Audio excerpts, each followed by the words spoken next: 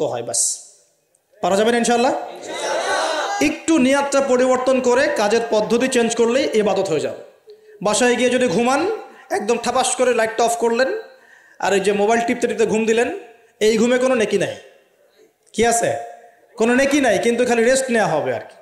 Rest নেওয়া, ওই ঘুমের মধ্যেই শয়তান এসে চেপে ধরবে, ধরে না শয়তান চেপে ধরবে। আর যদি বিছানটা সুন্দর করে ঝাড়েন, বিসমিল্লাহ বলে লাইটটা অফ করেন, দরজাটা বিসমিল্লাহ বলে বন্ধ করেন, এই যে আপনার খোলা যে পাত্রগুলো আছে, পানি খাওয়ার পাত্র, জগ, গ্লাস, এগুলোকে বিসমিল্লাহ বলে ঢেকে দেন। ঢাকার কিচ্ছু না পেলে একটা কাঠি অন্তত বিসমিল্লাহ বলে রেখে দিতে হয়, একটা কাঠি অন্তত বিসমিল্লাহ বলে রেখে দিতে হয়। তারপরে আপনি মশারি খাটাচ্ছেন, বিছানা ঝাড়ু দিচ্ছেন, পারলে একটু ওযু করে আসলেন, এসে পড়লেন একবার সূরা ইখলাস, একবার ফালাক, একবার নাস, মানে কুল হুয়াল্লাহু আহাদ, কুল আউযু বিরাব্বিল ফালাক, কুল আউযু বিরাব্বিন নাস পড়ে ফু দিয়ে এভাবে মাথাটাকে মাসাহ করলেন একদম গায়ের নিচ পর্যন্ত। এই কাজটা আরও একবার করলেন, আরও একবার করলেন, মানে 3 বার করলেন। এরপর আয়াতুল কুরসি পড়লেন, সূরা বাকারার শেষের 2টা বা 3টা আয়াত পড়লেন, যদি সম্ভব হয় সূরা মুলকটা পড়লেন।